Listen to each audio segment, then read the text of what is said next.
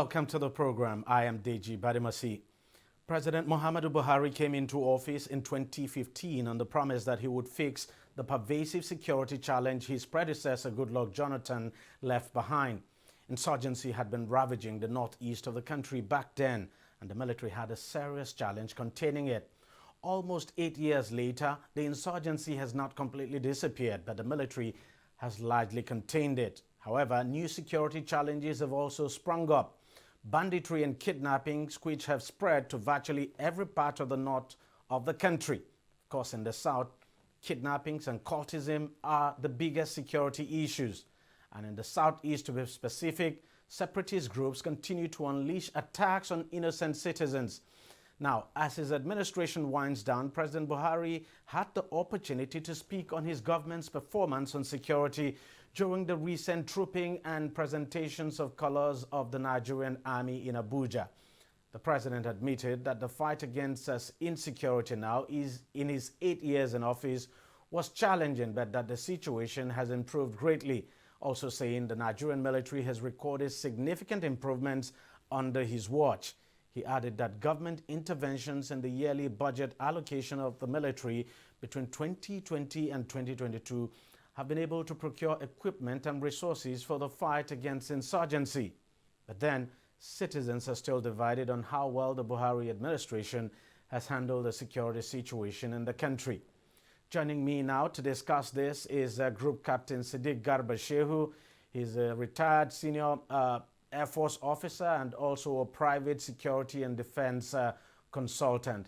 He's also an adjunct professor at the George C. Marshall European Center for Security in Germany. Group Captain, thank you very much for joining us. I'm sure you listened to President Muhammadu Buhari's speech at that trooping and presentation of colors parade of the Nigerian Army now in Abuja. He did use the opportunity to reel out his achievements in the area of security. Now, he said he's been able to take the Nigerian military from 7th position in terms of ranking to 4th in Africa.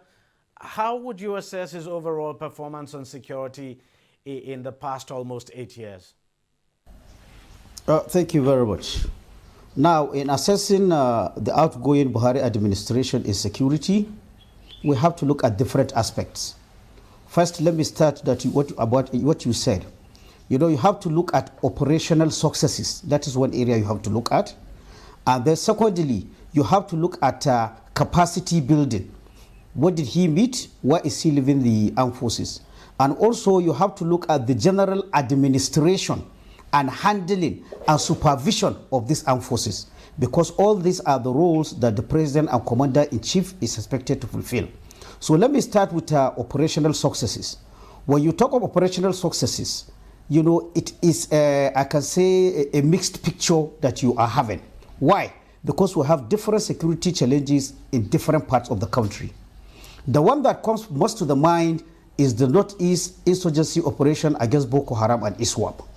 If you confine yourself to that, and you look at indices, where you have an operation which is a war, the indices that you look at, the number of people being killed in that operation, has it gone up or has it gone down? The answer is it has gone down. The number of attacks that the adversaries, in this case Boko Haram and ISWAP, have been able to carry out over the years, have they gone up or have they gone down? The answer is they have gone down. The number of armed troops that are fleeing from Boko Haram or are being killed, has it gone up or gone down? The answer, it has gone down. So when you confine yourself to those indices, and all these are verifiable, when I'm talking in my research, I look at independent figures. I may look at the figures released by the Nigerian military or the government, but that does not necessarily mean I have to use those figures. I look for my own figures, where they align, I take them. So the point is that whatever figures you look in these indices that I said, with respect to the Northeast, and even when you look at the number of the terrorists that are surrendering is a function of you are losing the battle, you are no longer able to survive. So in that aspect, we will score the Buhari administration high if we look at what they inherited in 2015 and what is in 2023. However, well, that is just one aspect of our security. Now, when you move to the North Central, you move to the Northwest, where we're having banditry, kidnapping, and other issues. Unfortunately, the picture is not as good as what we have in the Northeast. Despite all the efforts, even now as I'm talking to you on this date and at this time, we can say there are areas that bandits are operating with abandon. So definitely that is an area that the Konkome regime, while maintaining the momentum in the Northeast, because even that one is not over, but we agree there is success. But in the Northwest and the North Central, where we're having the problem of bandits and other kidnappers and other groups, unfortunately, that is an area that remains very so in our political terrain. The bandits are still operating. The troops are not able to counter the bandits to the level that they will make them inoperative or stop them from kidnapping people and holding ground. So this is one area that we cannot say there is success. If you move to the south of the country, where we have the secessionist tendencies, whether you say IPOB, whether you say ESN, and all the other armed groups there, again there we can say the government has tried, even though again the situation is still volatile and the incoming government has to look into it. So these are the issues as far as operations are concerned. I move to the next aspect. The next aspect is in terms of capacity building. Capacity building is in terms of equipment. I will put equipment, I will put manpower increase and the rest. Let me start with manpower. Everybody, people who know about security or who don't know about security, agree on one thing. They are unanimous about one thing. We need more security forces, whether it is military, whether it is police. Unfortunately, again, since the Buhari administration, tentative steps have been taken to increase the number, but the increase in number is not commensurate with what is needed on the ground. Now, the president did talk about the issue of numbers of military personnel the country now has, that in the almost 8 years that he's been president, he's recruited, for instance, in the Nigerian Army, 60,000 personnel from the Army Depot and thousands of officers from the Nigeria Defense Academy.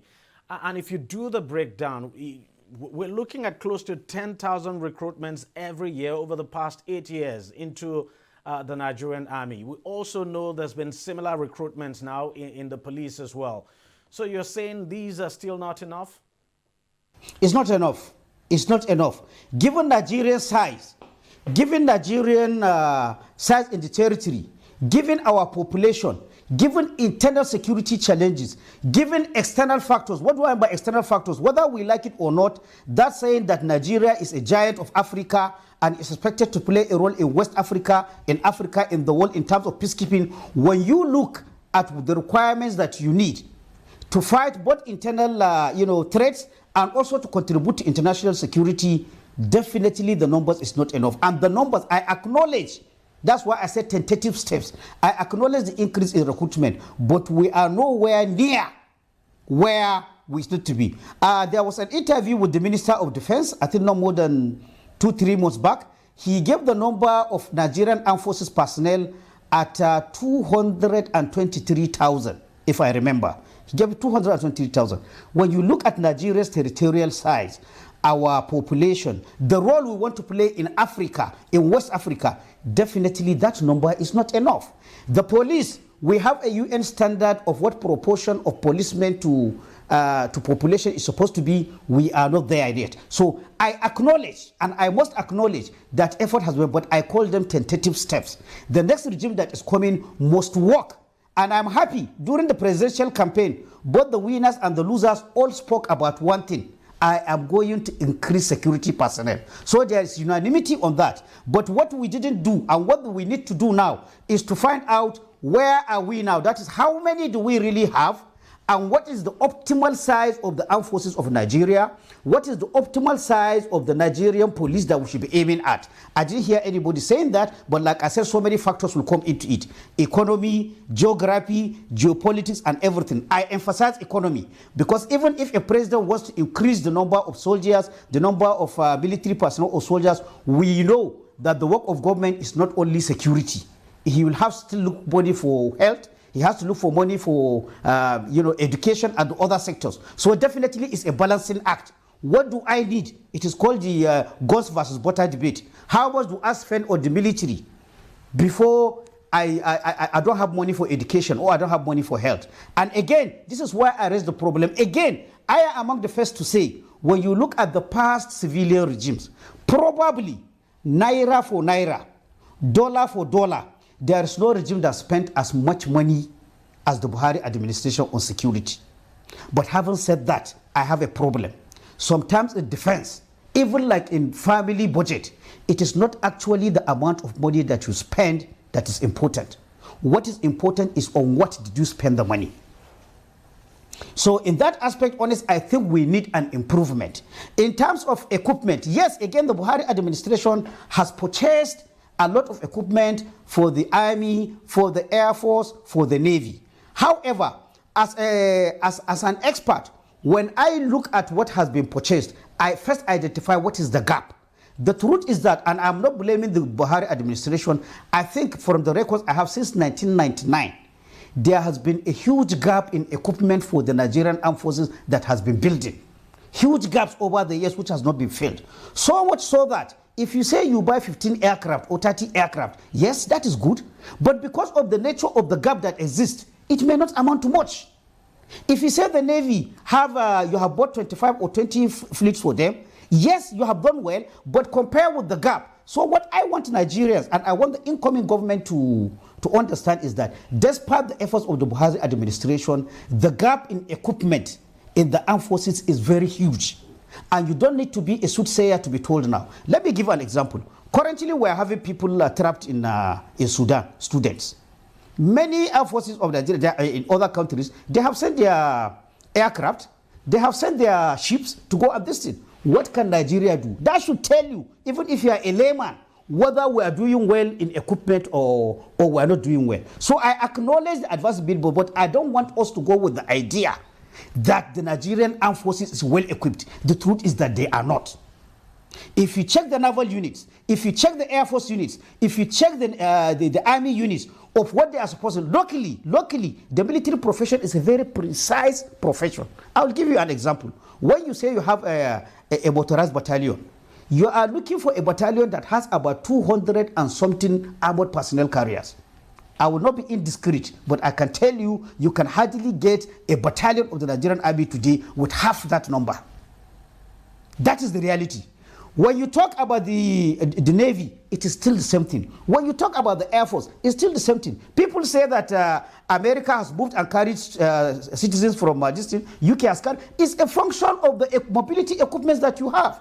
When we come to fighting the bandits, we understand, and everybody knows, that there are areas that once the bandits enter, our armed forces cannot reach there. Why? Because they do not have helicopters.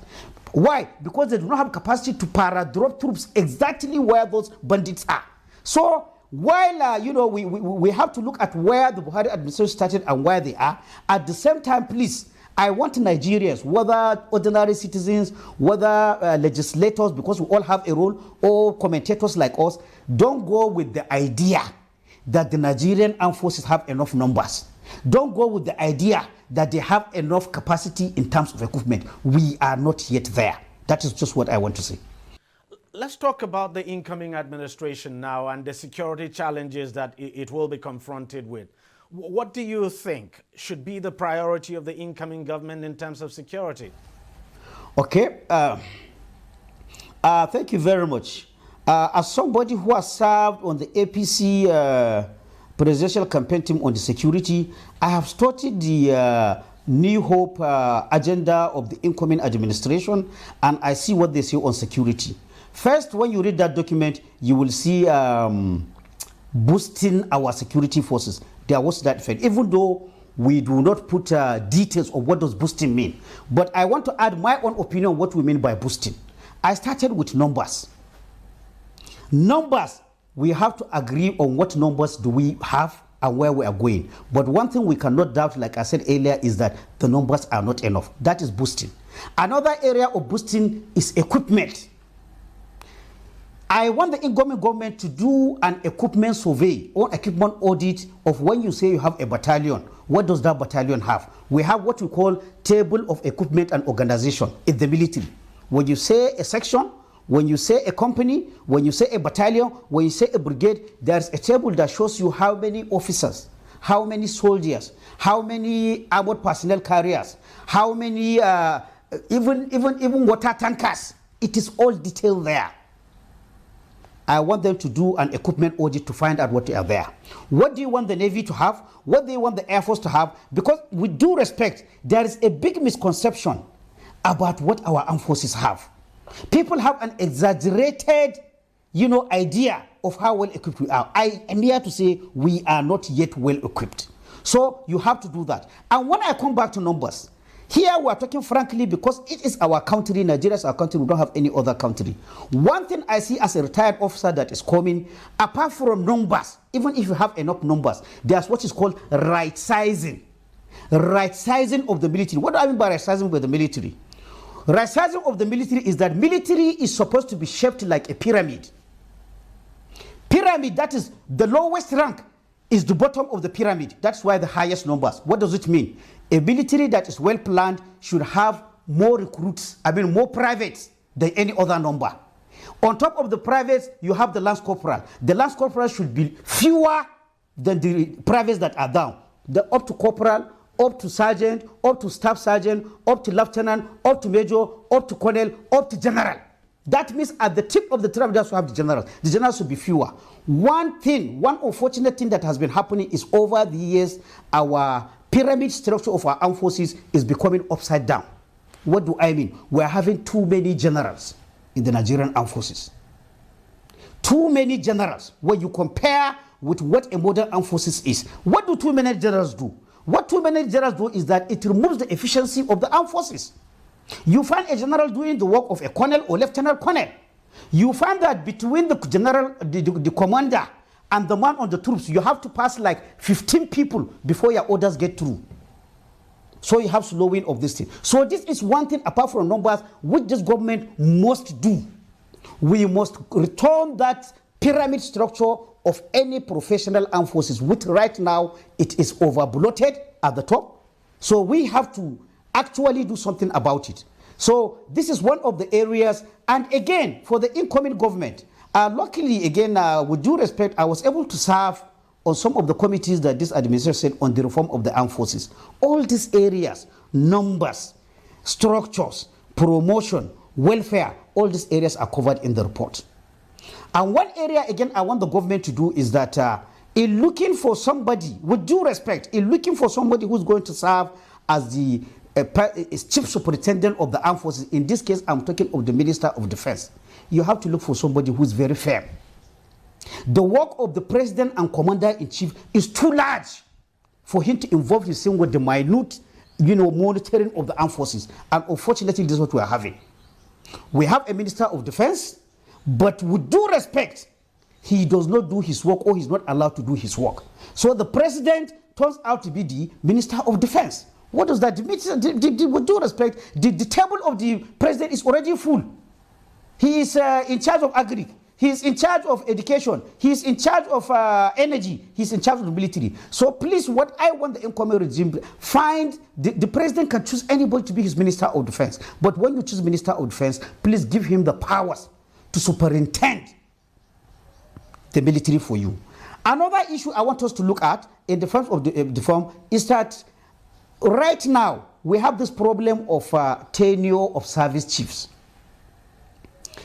Experience has shown what does tenure, not only in the military, in any organization, retirement and replacement has an advantage. If we don't look at it as selling people, what does it do? It brings new ideas. It brings new ideas. It also raises morale. So what I want this administration to do, there is this issue of how long should a service chief, serve before he is retired, before he is told, before we agree that he's out of idea, let somebody come and try his luck. Right now, there is no clarity about that. And it has left room for abuse. It has left room for disgruntlement.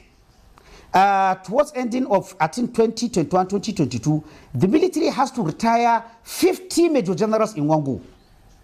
I don't think there's any armed forces in the world that retires 50 major generals. But then the question to ask, how did you arrive at having 50 surplus major generals that you want to retire? It means you do not have a proper human resource planning. If you have a human resource planning, I cannot see any armed forces that will retire 50. And what was that? It's part of this stagnation. part of this of how we do promotions. With respect, when you talk of all these kind of things, you still have to, despite people say we are not America, you still have to go back to America. Yes, we are not America, but if they have something that is good for them, there's nothing wrong with us copying it.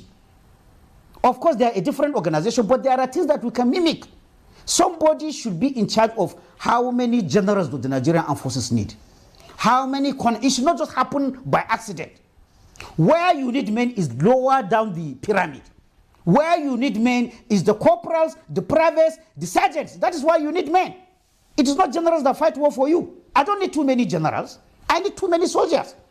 And in addition, all these politicians that were just for this, they said they want to increase. Like I said, if you want to increase the number of soldiers, you need money for that.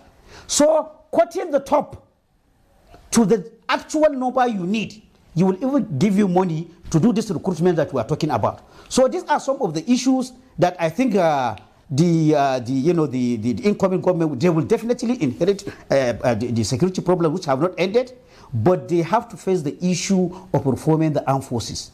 They have to look at the issue of controlling and supervising the armed forces, which in my opinion has been very lax.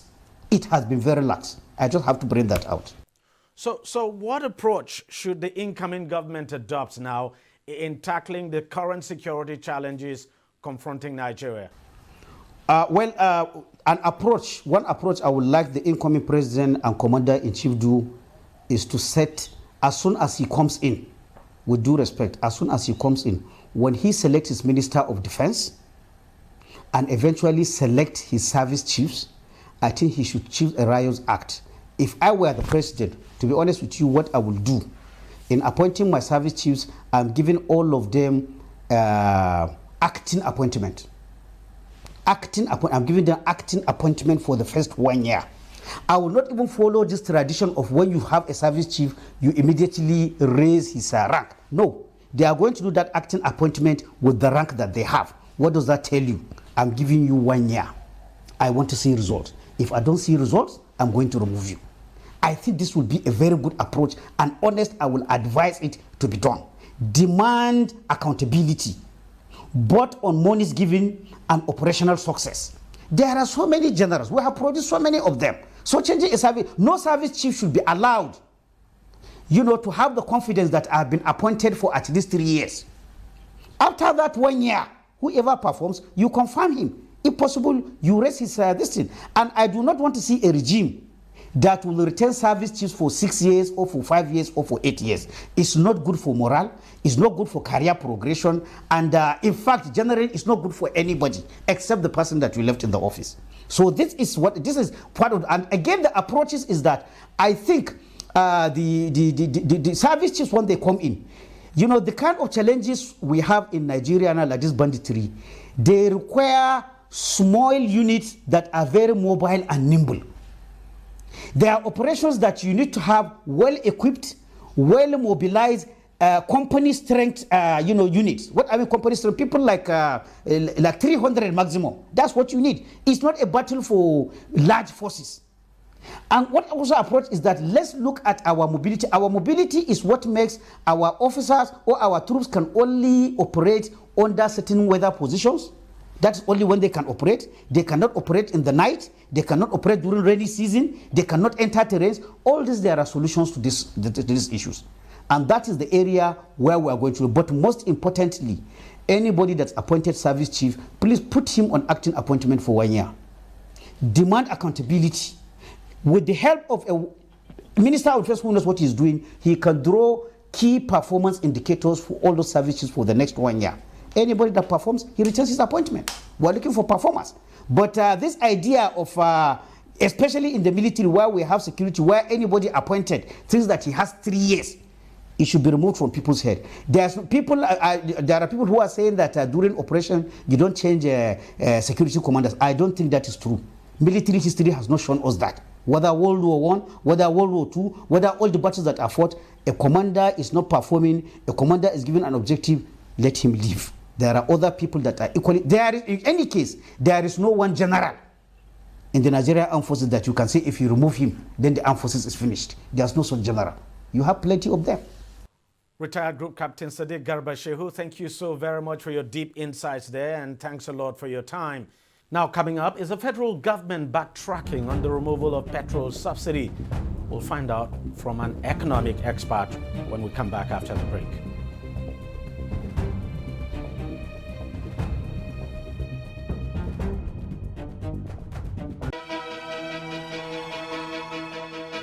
Opinions are free, facts are sacred, but truth is universal. How, in practical terms, can we, for instance, de-escalate the tension? President must see himself as the President of the Federal Republic. We know where the enemy is. 3 places. The Lake Chad Basin, the border area between Nigeria and Cameroon, and then the Sambisa Forest. On DEJI360, we give you a complete dose of everything. Opinion, facts, and undiluted truth. I hardly believe what politicians say in this part of the world. A new Nigeria is possible, a future is possible. We delve into the issues, dissect it so that you can understand it, use it to take action. I don't think there's any need for any governor to look for grant for ranching. DEJI360, dissecting the issues.